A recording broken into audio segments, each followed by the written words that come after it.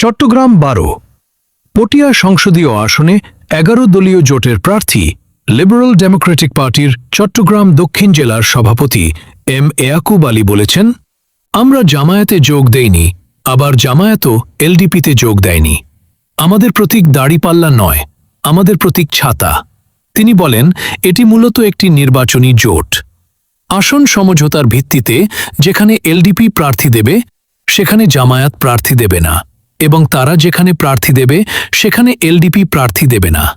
M Yakub Ali আরও বলেন, এই নির্বাচনের লক্ষ্য হচ্ছে জনগণের মৌলিক অধিকার প্রতিষ্ঠা এবং ইনসাফের ভিত্তিতে রাষ্ট্র পরিচালনা।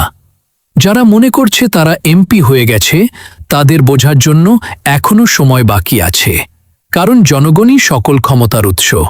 তিনি অভিযোগ করে বলেন, গত ১.৫ বছরে পটিয়ায় সন্ত্রাস, চাঁদাবাজি, টেন্ডারবাজি ও ভূমিদস্যুতা বেড়েছে।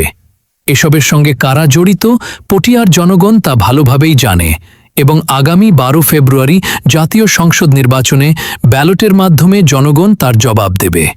এই বক্তব্য তিনি দেন শুক্রবার ৯ জানুয়ারি সন্ধ্যায় পটিয়া মুন্সেফ বাজারে গণতান্ত্রিক ছাত্রদলের ষোড়শ প্রতিষ্ঠাবার্ষিকী উপলক্ষে আয়োজিত আলোচনা সভায় প্রধান অতিথির বক্তব্যে। সভায় সভাপতিত্ব করেন গণতান্ত্রিক ছাত্রদল নেতা সাজ্জাদুল ইসলাম এবং সঞ্চালনা করেন ছাত্রনেতা রাকিব চৌধুরী। অনুষ্ঠানে প্রধান বক্তা ছিলেন দক্ষিণ জেলা এলডিপির সাংগঠনিক সম্পাদক ও পটিয়া উপজেলা এলডিপির সভাপতি মনসুর আলম।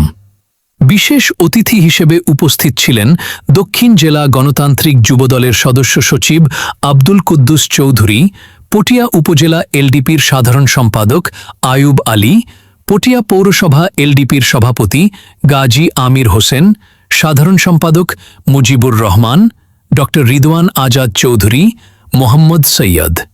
এছাড়াও বক্তব্য রাখেন পৌর সাংগঠনিক সম্পাদক শাহ আলম, ওহিদুল ইসলাম, নুরুল আলম, আব্দুর রশিদ, মামুন, রঞ্জন ধর, প্রচার সম্পাদক আব্দুল